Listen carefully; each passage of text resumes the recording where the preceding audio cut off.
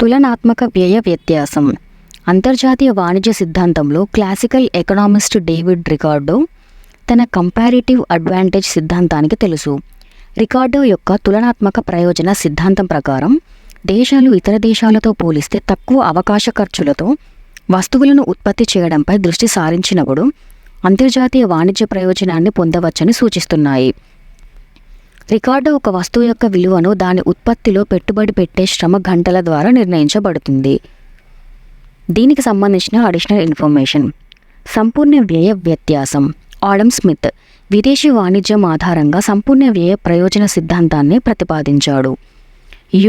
అటువంటి పరిస్థితులలో రెండు దేశాలు ప్రతి ఒక్కటి ఒక వస్తువుని ఇతర దేశం కంటే తక్కువ ధర ఉత్పత్తి ఖర్చుతో ఉత్పత్తి చేయగలిగితే మాత్రమే వస్తువుల మార్పిడి జరుగుతుంది.